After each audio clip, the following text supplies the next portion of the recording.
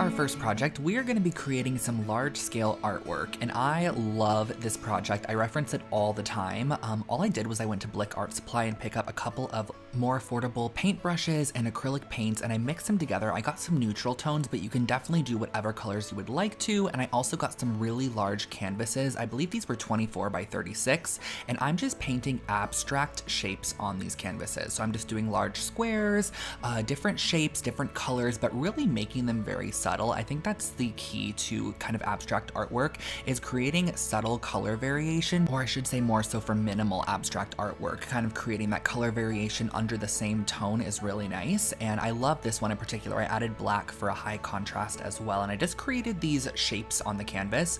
Once that was done, I cut down some 1x3s that I got at Lowe's, and I'm just going to be framing off this canvas, which really adds such a custom look to this piece for not a lot of money at all, because I'm just using some select pine boards, and I believe they were around $8 a board, and I just used 2 for each, so I spent about $16 per, and then the actual canvas itself was about $75. So I would say that you're all in around $100 on this project for one large canvas piece, but it's 2 foot by 3 foot on the wall. So I mitered the edges of all of the pieces for the canvas, and then I stained it using some natural wood stain. I just wanted something very minimal, very soft to go with the color tones that we have. And since the canvas is stretched around a wood frame, you can just use a brad nailer or some small nails and a hammer to hammer in your frame on the exterior of your canvas. And that is how I finished them off. I just hung them up using a laser level inside, and this really made an impact in Marco's apartment.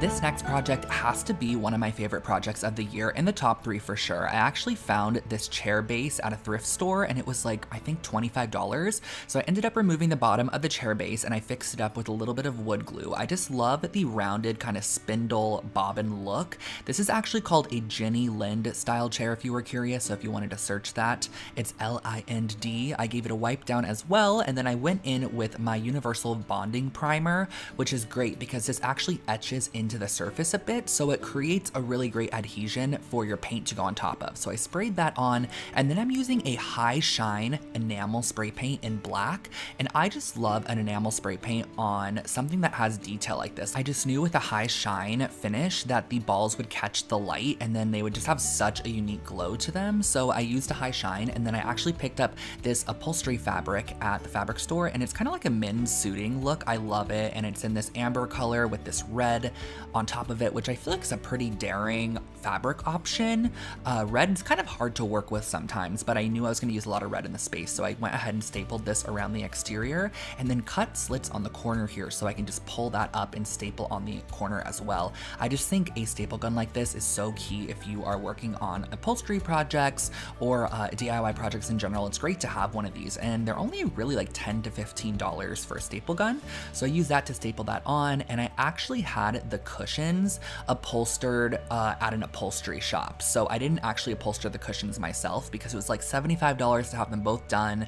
I ended up spraying over the entire chair base with just a glossy, high gloss finish. And then this is what the chair ended up looking like in the space. The red was really subtle, and I actually did red curtains as well. And I absolutely love the way that this chair turned out. It is so fun. It photographs beautifully. It's extremely comfortable, and it's also such a statement piece that really completed and tied together this entire living room.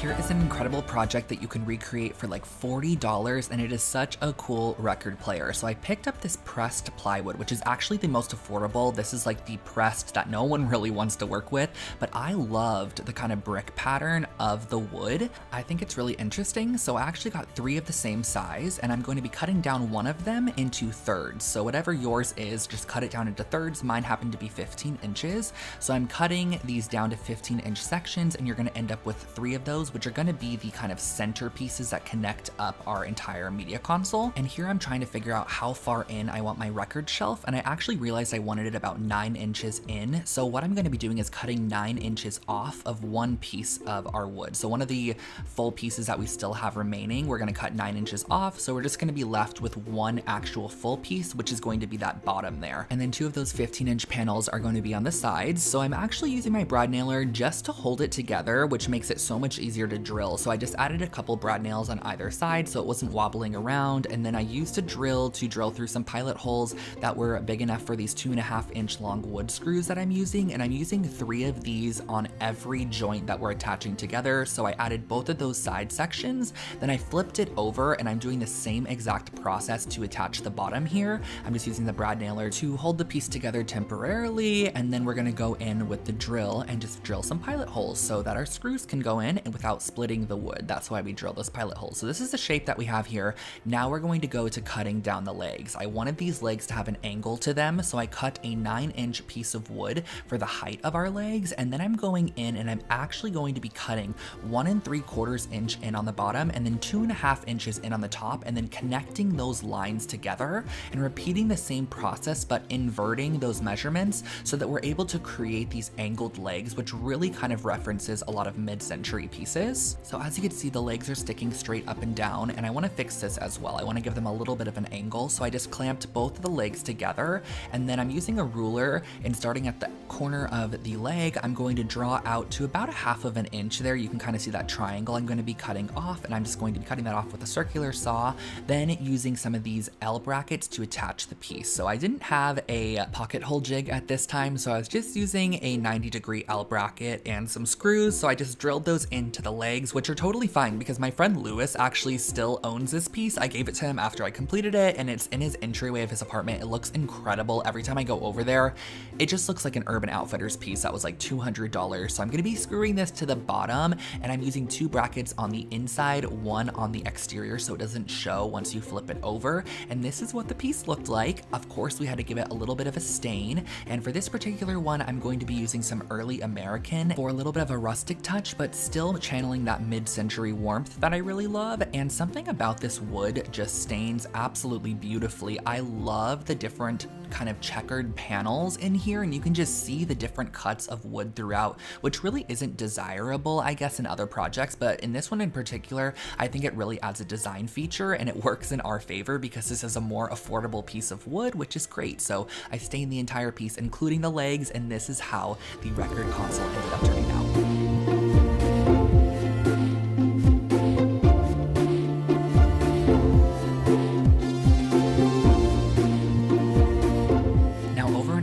This project was probably my biggest hit of the entire year, and I love this one. I mean, a lot of you guys loved it as well when I shared it here on YouTube. I actually used one of these IKEA side tables, and I took the top off of the side table and put it on the bottom because we're going to be turning this into a really cute little cat bed or like a small dog bed. So I picked up a roll of 24-inch wide cane rattan from the local cane and basket supply shop in Los Angeles.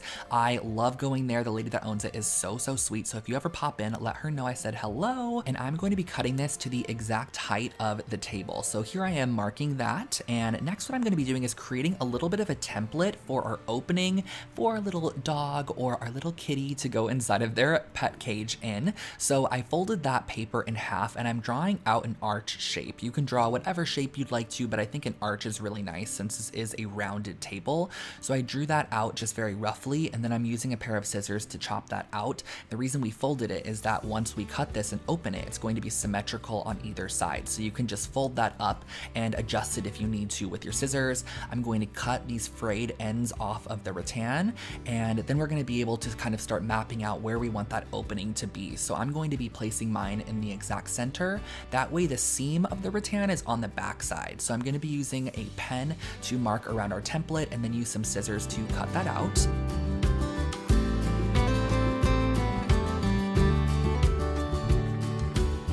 Was cut, I was thinking about using this piece of reed spline to glue around the actual arch shape until I freaking broke it, which wasn't planned. I started bending this and it ended up essentially snapping right there. So I decided to go an alternate route and just use some macrame cord, and I just did 3 pieces of it together. I just wanted to finish off this edge here, and it also is a little sharp, the rattan, so just make sure to get some of that hot glue on that edge so it just kind of softens it a bit. So I glued that all the way around the exterior of our opening, and then we can kind of work on the top here. So as you could see, this top that I picked up at Lowe's is not the exact size. It's like a 1/4 inch too large. So I'm gonna give this a really custom look and figure out where we're going to need to Dremel out just these little slots for the top of this table to insert. And I love how this is originally a tray table because it holds a tray, and now it's gonna be holding this piece of wood and almost really look intentionally like it was designed as a piece of pet furniture. So I'm using a Dremel to just Dremel out those holes, and look how satisfying that looks once you insert it. I just think that looks great. And then I'm doing a little fit check here, making sure that our rattan wrapping is working great, which it is, and I'm going to be cutting this to the height. So I just went ahead and kind of marked that to the height of where I wanted this piece to end, and then I'm wrapping this around again to figure out how we're going to be attaching this. And I figured out the best way to attach it was to actually add some of this reed spline on the bottom, which is about 1/2 inch. That's going to finish off our edge, but it's also going to give us an area to add a bunch of hot glue that we could glue around the bottom of our piece. You can kind of see here with the hot glue gun that you can just add it on the backside, and then that piece of wood that we added on the front, which is really flexible, is just covering that up, so it gives us an area to glue it to the tray on the bottom. And then on the backside, I'm going to be cutting these pieces together at the same time, which is a little challenging, but once you get it, you are good, because this is going to be a perfect, nice little seam, which I'm going to hot glue over the top with the same reed spline. If you go to the basket supply store, or if you look up basket supplies online, this is like a 5/8 inch reed spline is what it's called, and it's pretty affordable, so they come in strips, but I just think it really finishes off the piece and makes it look complete. So I also added one on the inside so the seam wasn't visible there. And of course, in the end, we needed to do a polyacrylic coat. You could stain this if you want to, but I just ended up doing just kind of like a clear top coat over this piece, and that is how I finished off this little pet bed. And on the inside, I popped in some boucle fabric for our little pet to sleep on.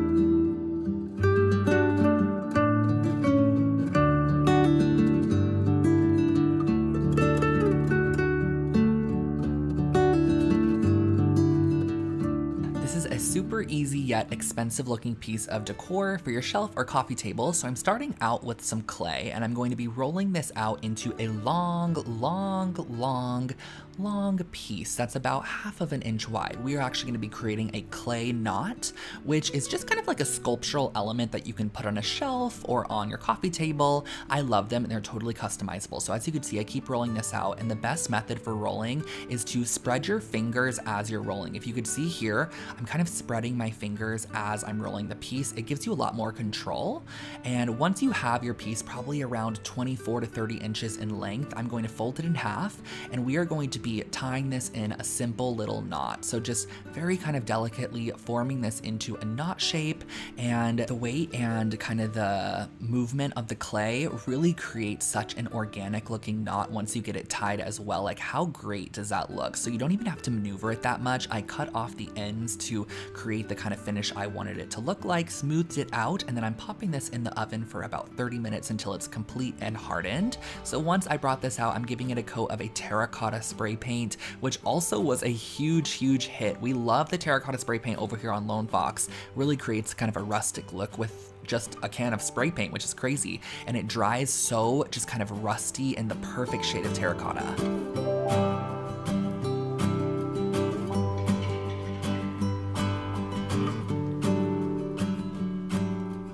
Absolutely love creating these rugs. I've done multiple on the channel. I'm starting off with this Raclev IKEA rug, which has the woven kind of strands in it.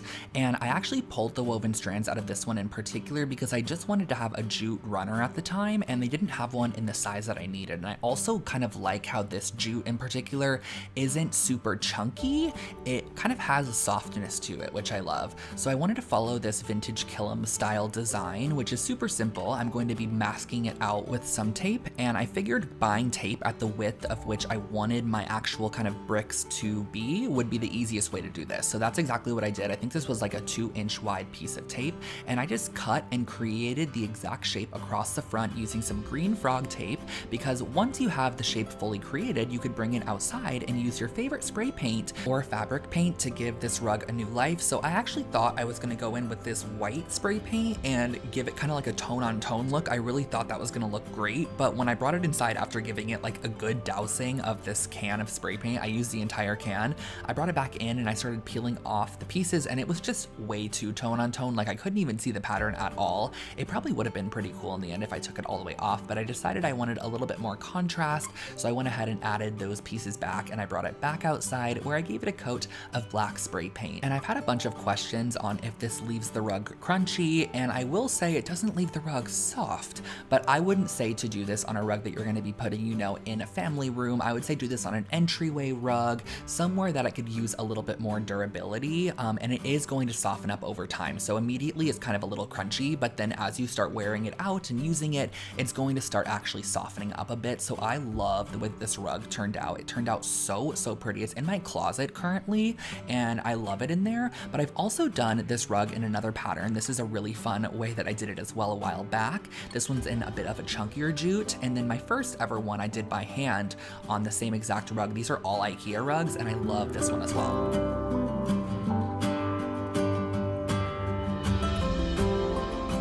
These mid-century style wooden plant stands, but the price points are always astronomical, and we can create our own for so much cheaper. So we're going to be cutting 4 pieces of select pine down to 20 inches and 2 pieces down to 7 inches. And this entire plant stand cost me around $12 to create, which is crazy, and it only took me like 30 minutes. The legs are going to be cut to 20 inches in length. We're going to cut those on the miter saw, and in the end we're going to have 4 20-inch pieces and then 2 7-inch pieces. So on our 7-inch pieces, we're going to find the exact center, which is 3.5, and then I'm gonna lay on top of that marking that I create of the center point just a piece of wood that's going to be slatted in there, and then kind of trace the outer edges of that as shown. So this is our little area that we are going to be chiseling away to create a notch. So I'm going to be measuring down how far or how deep I want my notch to be, which should be exactly halfway down. Once we interlock them, it's going to make them look flush in the end. So this is going to be our section of wood that we are going to be cutting out, and the way that I'm going to do this is actually clamping it down and then using my jigsaw to just cut multiple cuts into the piece of wood. This is going to kind of weaken up the wood, and then you can actually go in with a chisel once you create a bunch of cuts just right next to each other continuously. You can go in with a chisel and just chisel away the small fragments of wood that are left.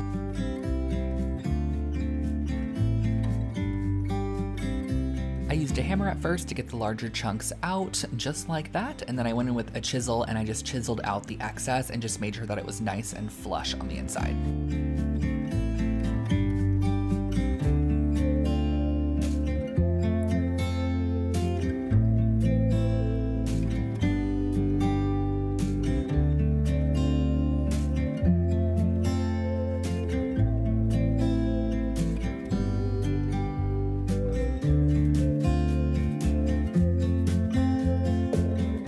Once you complete both of your 7-inch sections, they can just interlock like this, and as you can see, it's nice and flush. So that's what you're gonna wanna look for with your piece.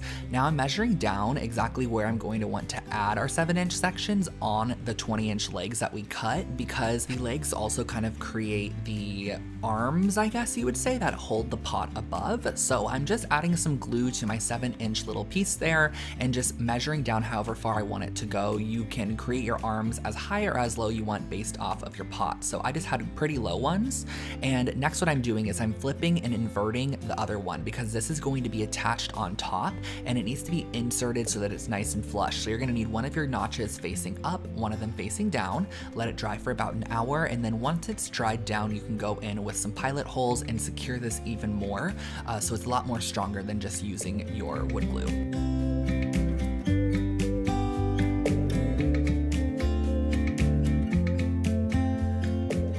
How nice nice that interlocks. And the kind of fun thing about this too is that if you needed to store this for any reason, it stores fully flat, and then you can connect it up together when you actually want to use it. So on the sides where I put those screws in, I'm just kind of covering up those screws with a little bit of wood filler, and then I'm finishing it off with a little bit of a golden pecan stain to give it that mid-century kind of look. So just going around, giving that a double staining. I did one coat, let it dry for about 15 minutes, and then did an additional coat on the entire piece. And that is how I finished off this plant stand.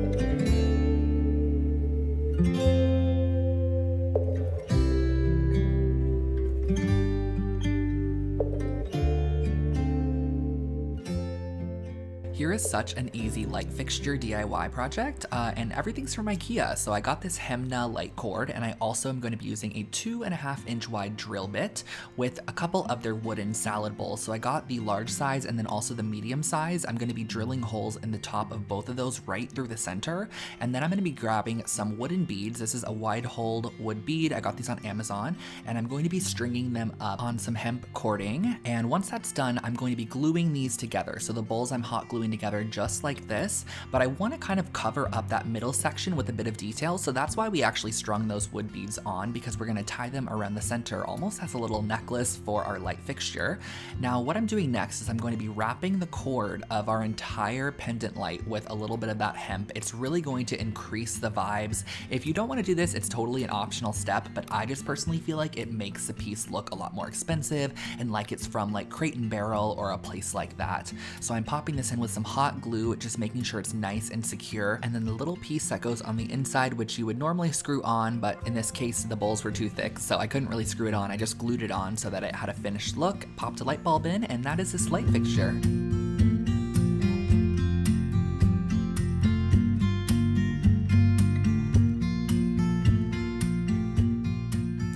A fan of tarnished or aged or kind of antique looking metal, this project is for you. I came up with this concept with some alcohol inks one day, and I love alcohol inks. I used to use them in my scrapbooking days all the time. It's like an alcohol based ink. It dries down really, really quickly, and you can layer them up and create really unique finishes. I do all my DIY mercury glass with alcohol ink, and so I'm using the color Mushroom, which is like kind of a dark, warm gray, taupey color. It is just like the perfect aged metal color over the top of gold or silver. Like I use it all the time, and I love the way that it looks. So I layered that on first, and once I have a layer of mushroom down, I'm going in with a color called Ginger, which just kind of has this warmth to it. It's almost like an amber tone, and I'm adding that on top of the candle holder. So you can really pop in other colors if you'd want to give it kind of like an oily, like oil slick look. That very kind of burnt copper look you can also achieve with alcohol inks. And I love how I was able to take these newer Target candle holders that I found at the thrift store and make them look like something that I actually got from the antique store in just a couple of minutes. And if you are at all nervous about, ruining the original piece, do not worry, because all of the alcohol ink you can easily wipe off with just some 100% alcohol. You could just wipe it right off. It comes off in a second.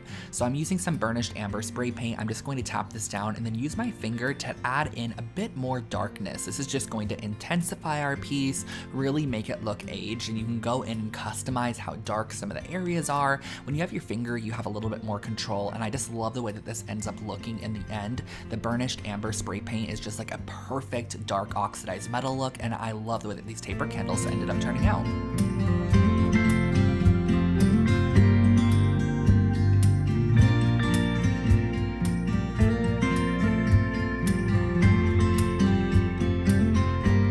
Swear to you, this is the most forgiving and simple woodworking project ever, but it's a full-on bookcase, and it's actually a really cute, interesting bookcase. So these are the dimensions that you're going to need to cut your wood down to. If you'd like to screenshot this, I do suggest you do so, because we are going to be using 3 2-inch by 10-inch pieces of wood that are 8 foot long. Now this is 2 inches wide, or 2 inches deep by 10 inches wide, and we're going to be cutting our frame of the bookcase first, which will be made up of 2 48-inch long pieces and then 2 30-inch long pieces. Now, because my miter saw is only like an 8-inch blade, I actually had to cut this and then flip it and then cut the other side as well to get it to go all the way through. So once that was through and I had all of my pieces of wood cut, we could then assemble the frame of our bookcase. So this is really, really simple, you guys. I promise you, it's not hard. You can also use a circular saw or whatever you have to cut this wood.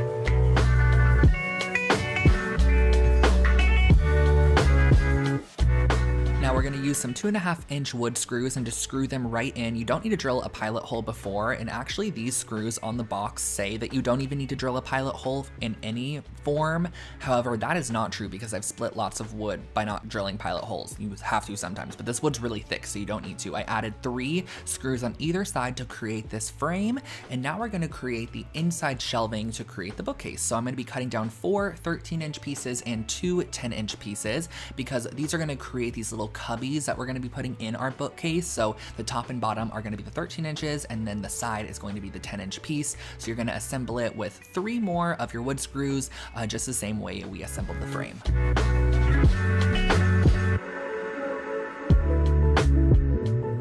You could then place your little cubby inside and just kind of fit it to wherever you'd like it to go. I actually created 2 of them because I wanted one on the top left and then one on the bottom right. I'm gonna be screwing these in, again, same exact way we've been working on everything, just 3 of these wood screws in the side, and it's gonna be nice and secure. I ended up having to flip the piece upright so I can get to the back side, so I was able to screw those in. Now, once this was assembled and our cubbies were added, all you have to do to finish this bookcase off is add some shelves. So we're gonna be taking our remainder pieces of wood, cutting them down to the exact size that you need. So I just used a tape measure to measure and just again insert 3 screws on either side, securing your shelf to the framework and then also securing your shelf to the inside of the cubby. So the whole build of the bookcase is so super simple, but it still graphically looks really interesting once you're done with it and gives you a lot of different elements and areas that you can style on top of. So I'm going to be using some wood filler to fill in any of those holes. Just keep in mind whenever you're using a wood screw to actually drive the screw a little bit into the wood. That way, once you fill it, it's completely covered and there's not any screw sticking out of the wood at all, and it just looks like a solid piece of wood. So let that wood filler dry for about an hour and then go back in with some sandpaper and take off any of that excess wood putty on top. So we're just gonna sand that away. Now, I actually went in and used a black paint on this piece. I wish I would have gone in with a black stain. If I was to redo this, I definitely would go back in with a black stain, but I just ended up doing a black paint, which does cover absolutely any imperfection. So if you do kind of have wood that's not great quality, the knots aren't very pretty, you can always paint it. So I went ahead and painted this one with a coat of matte black paint, and I also did a second coat once that was fully dry just to get the most opaque paint coverage, and the total cost of this project was only $45, but look how incredible it looks.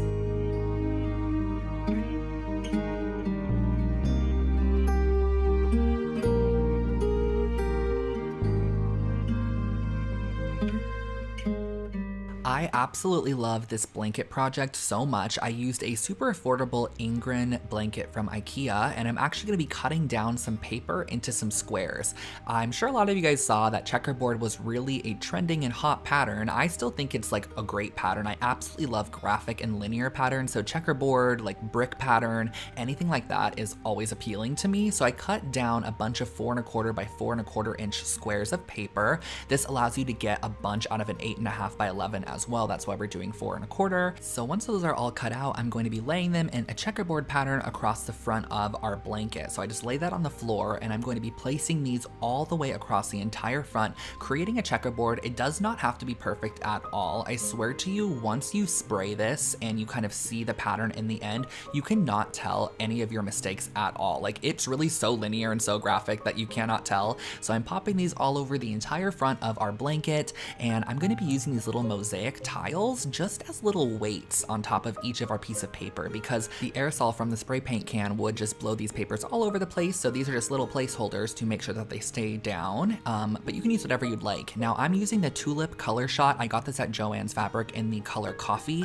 and this is unreal, you guys. Like, I just made sure to hold it pretty far away, and I sprayed every single square, but once this dried down, you could not even tell there was anything on this. It genuinely felt like the entire blanket was dyed professionally by somebody. Like, there was absolutely no crunchiness, there wasn't even like a feeling of paint in any remote way, and it's fully washable. Like, I'm really impressed by this product. It was not sponsored in any way either. I love it. So I definitely will be using it in the future. But once you pull off all of your squares, just reveal how incredibly amazing that looks. And even the inconsistent spray with the brown, kind of how I made it look a little bit tattered in a sense, really creates an organic look to the blanket. And I was genuinely so shocked at how soft and cozy this blanket was. I still have it to this day. It's currently in the Lone Fox room at the moment, and I will be using her in a makeover next year.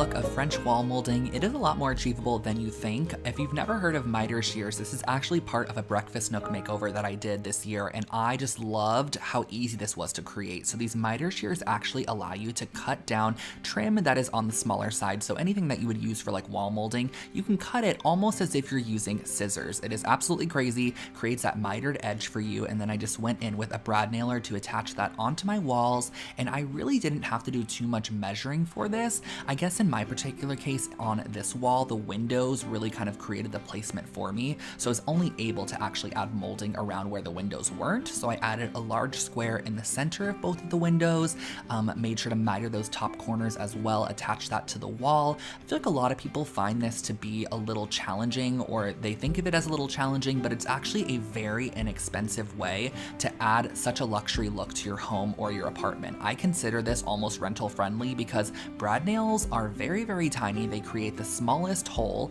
and I use like one per piece, I swear. And you could use one per piece. You know, if it's a rental and you wanted to make sure of it, you can use one brad nail. It's gonna hold it there as long as no one's freaking like ripping it off the wall. You are totally fine. So I added these pieces to the bottom as well to just kind of finish off the look, painted it all up. And once you have this fully painted, it creates such a seamless look in your home, and I love the way that it turned out.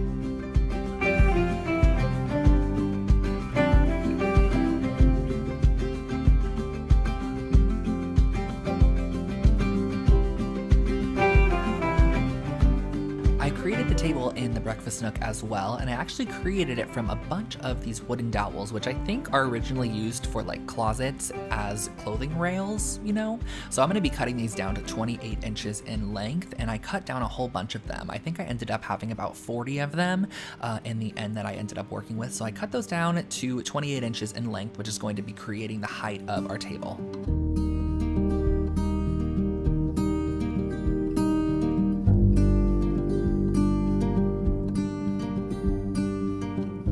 I also cut down a scrap piece of 2x4 to 28 inches in length as well, because that's going to be the kind of center support beam that we're going to be using to attach these wooden rounds to. So I just got this 12-inch wooden round, and I'm going to be attaching our 2x4 in the center of both of those.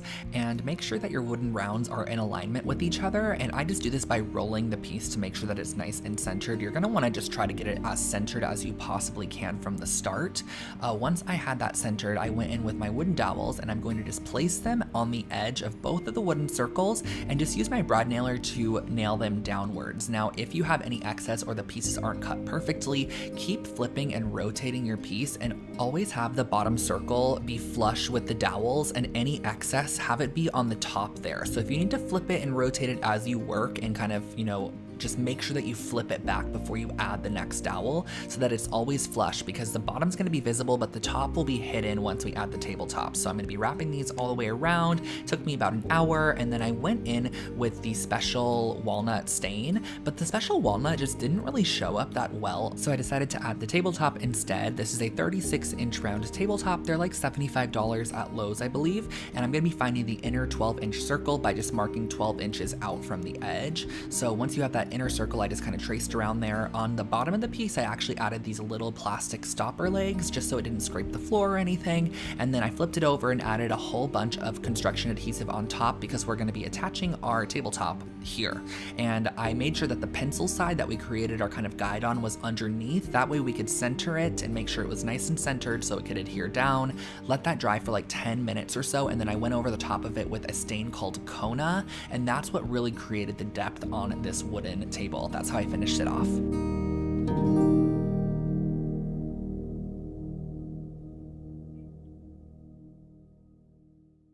This white oak painting technique is unreal. Like, I could not believe how incredible this looked in the end. So I actually got this small little cart. I wanted to create an art cart, or like a little like storage caddy for in my craft room for when I had my craft tools by me. So I gave this piece an entire coat of the Zinsser primer to start. Now, I believe this was actually painted wood. Like, it was painted to look like wood to start, which is exactly what we are doing, yes, but our finish is going to look quite a bit nicer, a lovely white oak finish. So once this primer dries down, I'm going to give it a coat of Bear's Rugged Tan paint, and I did this in a satin finish. I think a satin finish is nice because it actually allows the next product that we're going to be using to glide on really nicely.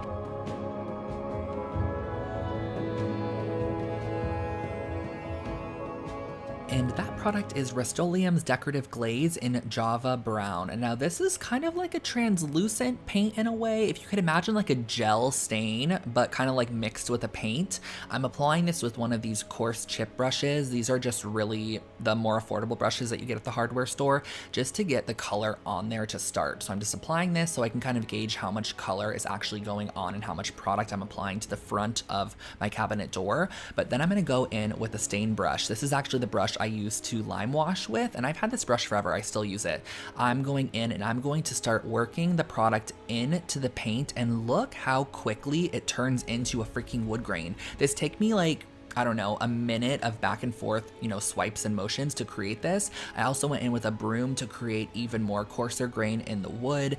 You can really go in with anything that will add texture. You could probably use a fork, but anything with organic, inconsistent texture is exactly what you're looking for. So a paintbrush and like a broom is perfect. I got that hand broom actually at Lowe's for $5 in the painting section. And I did this on the entire piece, painting the front, the back, the top, absolutely every facet of it, and turned it into a lovely little white oak art cart.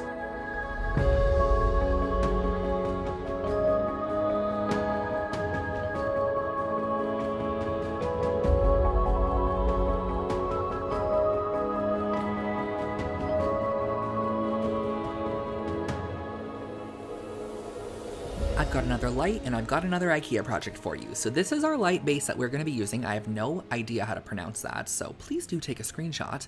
I am then going to be using some air dry clay that I got at Joann's, and I'm just going to be using this to create a new structure on this light fixture. Now I do know that IKEA also sells this in a table lamp form, and they also sell it in a floor lamp form. So you can do this same exact technique and create the most unique table lamp and floor lamp. Like if you interpret it in the same exact way, it would just be inverted essentially. It looks great. So I'm going to be piling on a bunch of this air dry clay onto our first light bulb area. So there are 3 little arms that kind of come off of this pendant, and I want to create these very like postmodern kind of cone party hat-esque looking pieces, and we're going to be connecting this up with clay throughout the entire light so it looks like it's fully formed out of ceramic once you're done. So I'm just mending and kind of getting the bulk of our clay on, then I'm going through with my fingers and kind of sculpting this into the shape that I want to. You can use whatever you need to kind of get it how you want it to look in the end. And I'm also going to be wrapping clay around the arms as well.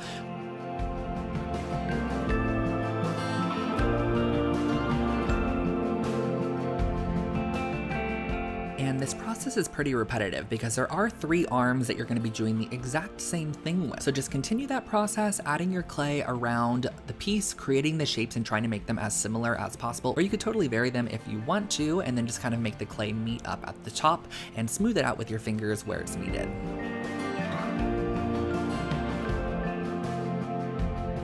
I ended up using a dowel across my picture rail molding in the living room and hanging this up so that it can dry down for 48 hours or until the piece is pretty light in color. You can tell once it's hardened down. And as you can see, there were quite a bit of cracks actually around the area where the clay was super thin. So I went in with some joint compound and just kind of smoothed this over and almost rubbed it into the clay to make sure that I filled in all of those cracks, and did a generous layer of this on the entire piece because joint compound can easily be sanded down to whatever finish you kind of want it to look like.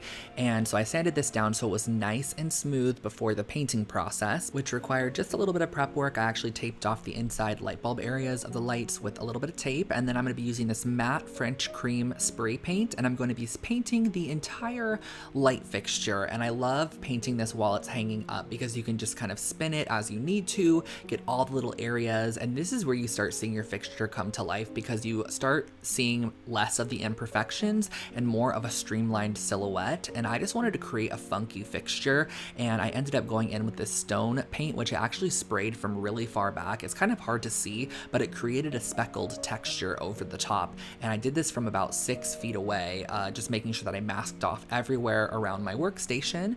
And once that was fully done, I let it dry down, and you can add back in the little bulbs because it comes with these little round orb bulb covers, and this really finishes off the light. I just love the way that it ended up looking, and it's just such a cool piece you could hang over like a breakfast nook table or in a little cozy corner.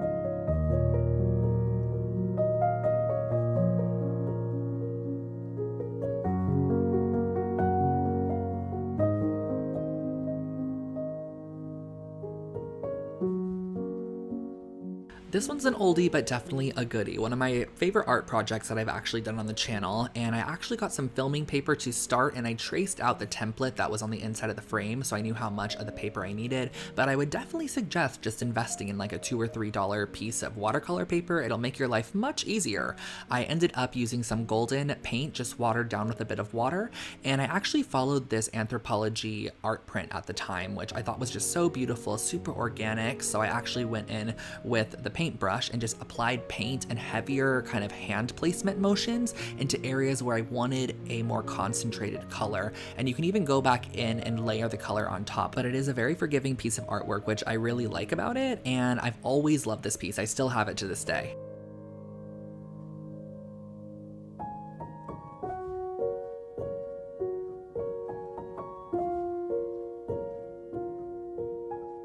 Here's a really great project on how to turn vintage or thrifted glassware into vintage or antique looking pottery. So this actually was from IKEA, and I'm going to be using the Bin Zinser primer. This is the 123 primer, shellac.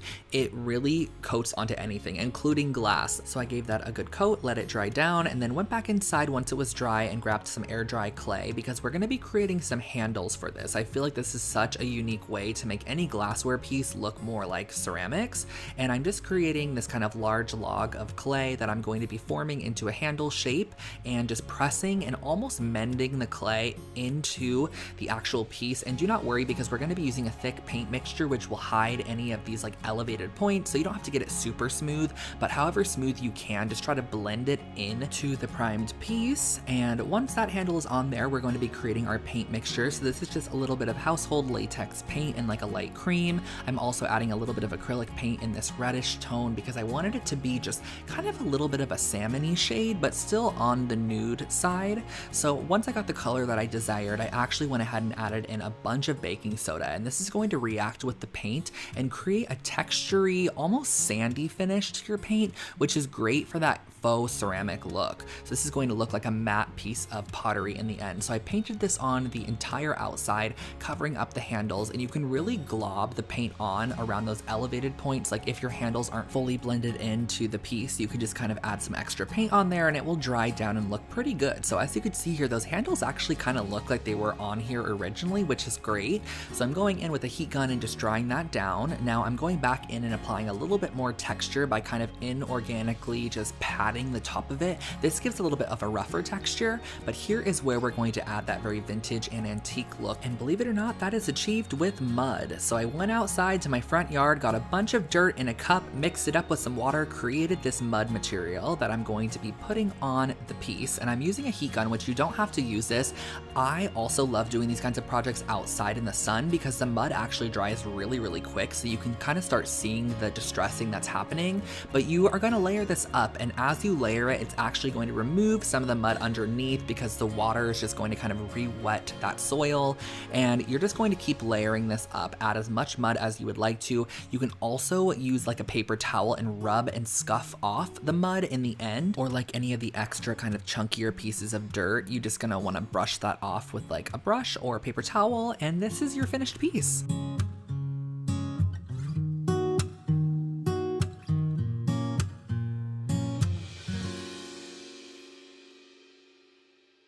If you guys remember those tiled nightstands that I made a while back, I ended up actually keeping some of those extra tile sheets, and I wanted to share with you how I created these tiled coasters because they are super easy to create, and you can create a whole bunch of them at once if you wanted to like give these out as gifts. I feel like they would be so cute to give out as gifts, and you can also customize them to each person. I'll show you how. So these are 2x2 inch tiles that I got at Floor and Decor, and I cut them down to be 2x2 in a grid, and I actually backed them with some cork. So I used some hot glue and I just glued this on the backside with cork because a lot of coasters actually are backed with cork, so it protects your surface. So once I glued all of these down, I just used my X-Acto knife to trim off any extra. I first coated the tiles in a Zinser primer, which you couldn't see. It was like literally white going on top of white, and then I added this light pink, just acrylic paint over top. I'm doing 3 coats of this to make sure that it's nice and opaque, and then cooling it down, or I guess heating it up and drying it down with my heat gun. Once that was done, I actually got this Mod Podge, and this Mod Podge is in a hard coat finish, so it's meant meant for durability. It's meant to be washed in the dishwasher. Once that dried down, I'm adding my grout. This is just some pre-mixed grout, which I also got from Floor & Decor. This was in the color Warm Gray, and I added this in all of the cracks just with my finger. There's no need to use like a trowel or anything. Just wipe off the extra with a paper towel. I used some joint compound to seal off the edge and make it look like a thick piece of tile, and that's how I finished off these coasters.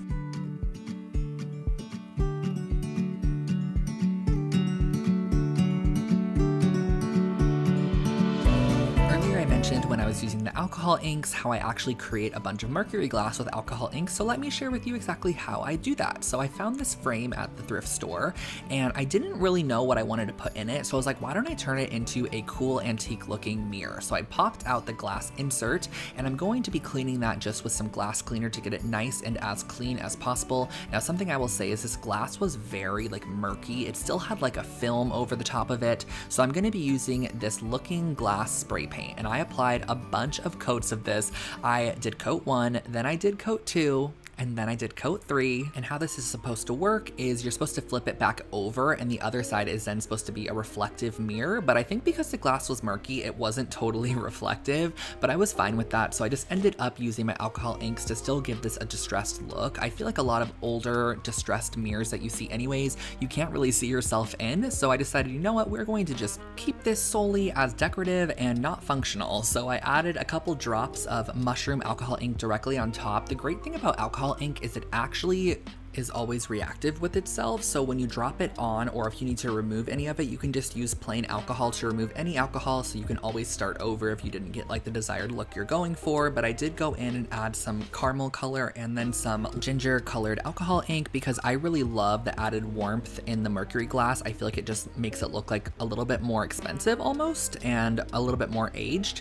So this is how it ends up looking. It's almost like a double glass look. I think it's so amazing. So I popped this back in that vintage frame that it was originally in, and now it's a great piece of wall decor.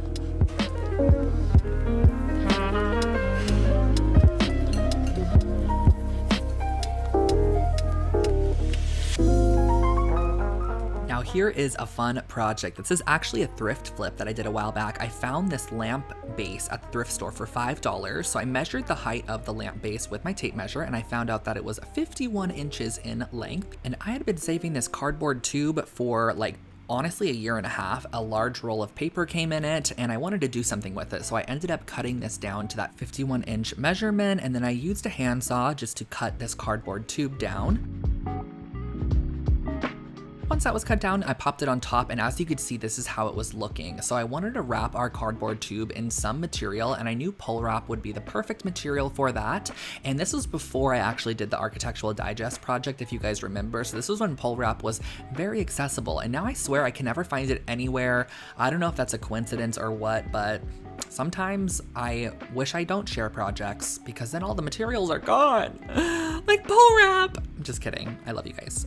So I cut this down to size and used some espresso wood finish to give it more of like a walnut wood look in the end. And I feel like a lamp like this, if you were to actually find like a pleated wood lamp in this fashion, would actually go for quite a bit, or a slatted wood lamp. And I love pole wrap because it's consistent with the grain. It's like one piece of wood that's consistent, so the grain actually flows throughout. I feel like it looks really expensive in the end. So I just gave this a coat of that espresso stain, went in with a paintbrush, gave it a second coat, and once that was dried down, I was able to use my hot glue gun to just add a bead of hot glue and start actually adhering this on. The backside of the pole wrap is actually kind of like a cardboardy paper in a sense, so they bond really nicely to each other with the hot glue. So I just wrapped this all the way around, made sure that I had a nice seamless finish and it was tightly rolled as I was doing it.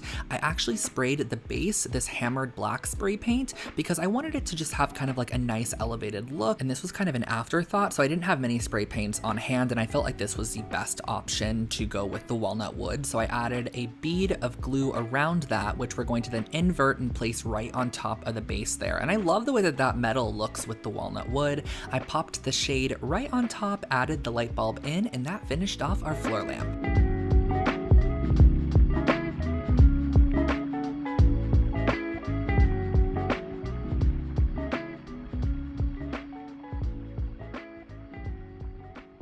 I had this DIY project styled on top of my mantle for like a 6-month period, and every time I would post a photo of it, everyone would ask where it's from, and I actually made it. So I got one of those wooden salad bowls from IKEA, and I'm actually using one of the lines across the top as the placements for my dots, and I just did my first dot and then measured an inch out and just did an inch space between each dot and then used a drill to drill through. And you're gonna want your drill bit to be as wide as your lace is gonna be, so whatever you wanna just kind of string through here, whether it be the leather cord I'm using or some suede cording, macrame cording, whatever it is. And if you do mess up, do not worry, you can totally go back in and use some wood filler to fill over top, because we will be painting this to create a lovely contrast.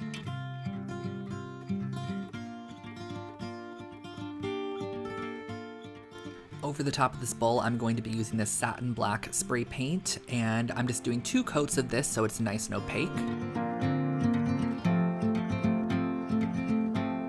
Picked up some suede cording at Joann's, which is a great idea to use your 40% off coupon on that item because it's a little bit expensive, but the suede cording really elevates this bowl and makes it look just a lot more expensive. I love how it added this interest to the end and makes it more of like a decorative styling bowl, more as a serving salad bowl as it was before. So I laced that all the way up, going around the bowl entirely, and once I reached back to the start, I just tied a double knot on the inside there. You could snip off those strands and that finishes off your decorative bowl.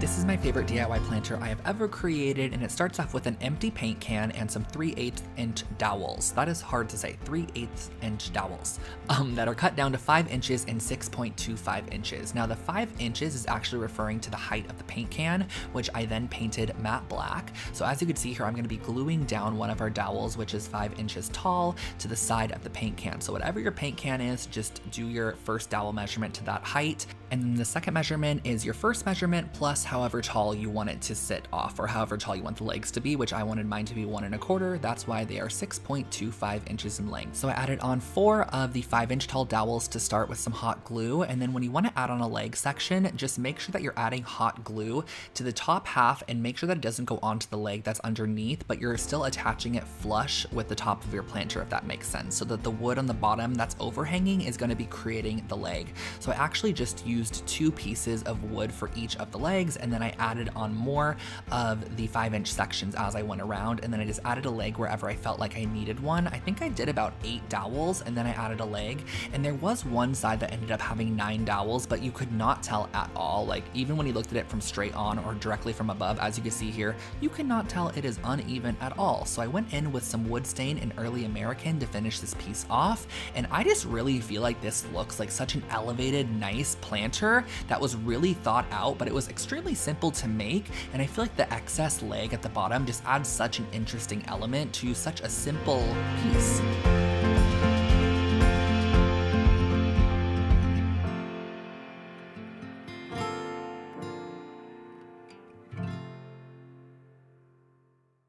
And our last project is a little more tedious, but this is still so cute and it's fully customizable as well. So I'm gonna share with you guys how I ended up removing this canvas from the frame. So this is just a plain kind of artist canvas. I removed the actual canvas, so we just had the wood, and I'm gonna be using some of this monk's cloth material, which is perfect for punch needle. So I'm going to be using my staple gun to staple this on the back side. We are basically using the canvas as a frame for us. Like, you can create your own frame if you wanted to, but this canvas was a couple of dollars, so I just thought that it was a lot easier than having to create a wood frame and get out the power tools. So I'm just measuring out on the inside of this how wide I want the front of my pillow cover to be, so I know where I'm going to be punch needling. And keep in mind, if you get a larger canvas, you can create a larger pillow. It's all determined on the size of frame that you have and how much fabric you have. So then I'm going in and creating the shapes that I want to create. I kind of wanted to do this like mountain scene with very organic shapes to it. There was no rhyme or reason. It was just supposed to be like more of a color story. And then I'm using this punch needle tool, which you find on Amazon. And I just went through with my yarn and just started punch needling in this white section to start. Now this is a little bit of a tedious process, but it's definitely a project that you do while watching TV or like listening to music.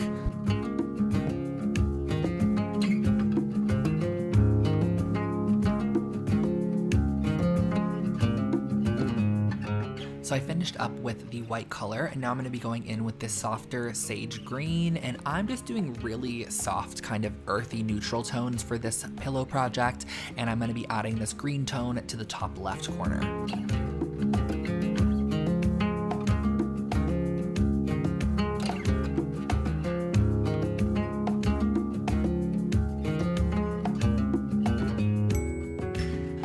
Loopy texture that you're seeing is actually the reverse side of the punch needle. So as you're working with the punch needle, you're grabbing the loops on the bottom side, or if your needle is good enough, it's actually creating them for you. But I actually flipped mine and inverted it, so I had different textural elements throughout my pillow. I had some of the more tufted look and then some of the very kind of flat look as well. So this is the side of the pillow that I wanted to go with, and I'm going to be removing this from the frame just with an X-Acto knife, or you can use scissors, whatever you have.